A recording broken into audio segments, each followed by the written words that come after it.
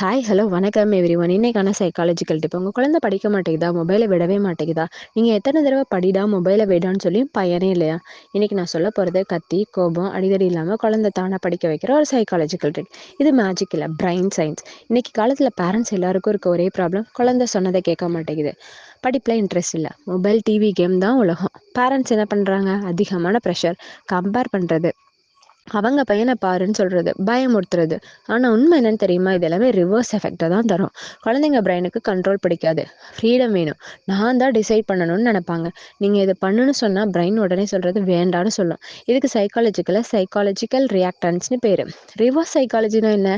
நீங்கள் எதிர்பார்க்கறதுக்கு எதிராக சொல்கிறது. ஃபார் எக்ஸாம்பிள், படிடான்னு சொல்லாமல் படிக்கவே வேணான்னு சொல்லுங்கள். பிரெயின் கன்ஃபியூஸ் ஆகும், கியூரியாசிட்டி ஸ்டார்ட் ஆகும், ஈகோ ட்ரிகர் ஆகும்.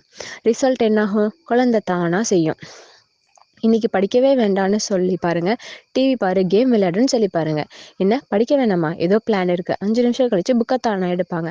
டைரக்ட் வே, மொபைலை வெயிடான்னு சொல்லாம ரிவர்ஸ் வே, மொபைலை பாரு ஆனா கண்வலி வந்தா என்கிட்ட சொல்லாத அப்படின்னு சொல்லி பாருங்க. கிட்ஸ் கொஞ்சம் கொஞ்சமா குறைச்சிக்க ஆரம்பிப்பாங்க. ஹோம்ஒர்க் பண்ணாத, டீச்சர் கிட்ட போய் அடிவாங்க அப்படின்னு சொல்லி பாருங்க. உடனே ஐயோ ப்ராப்ளம் வரும்னு அவங்க தானா செய்ய ஆரம்பிப்பாங்க. பட் இதுல சின்ன சின்ன ரூல்ஸ் இருக்கு. ரூல் நம்பர் 1, ஓவர் யூஸ் பண்ணக்கூடாது. எப்போவுமே ரிவர்ஸ் சொன்னால் கிட்ஸ் ஸ்மார்ட் ஆகிடுவாங்க. காம் டோன், கோபத்தோட சொன்னால் ஒர்க் ஆகாது, காமாக சொல்லி பாருங்க. ரூல் நம்பர் 3, சின்ன சின்ன திங்ஸ்க்கு யூஸ் பண்ணாதீங்க. பிரெயினுக்கு சாய்ஸ் கிடைக்கும்போது டோபமைன் ரிலீஸ் ஆகும். Reverse psychology choice illusion create பண்ணும். கிட் ஃபீல் பண்ணுவான், அம்மா அப்பா ஃபோர்ஸ் பண்ணலை, நான் தான் டிசைட் பண்ணேன்னு. கான்ஃபிடென்ட் பில்ட் ஆகும், ரெசிஸ்டன்ட் ரெடியூஸ் ஆகும், ட்ரஸ்ட் இன்க்ரீஸ் ஆகும். பேரண்ட்ஸ் ஞாபகத்தில் வச்சுக்கோங்க, அதிக கண்ட்ரோல், அதிக rebellion. Smart psychology, smart kids. அடுத்த தடவை படிடான்னு சொல்கிறதுக்கு முன்னாடி படிக்க வேணான்னு சொல்லி ட்ரை பண்ணி பாருங்கள்.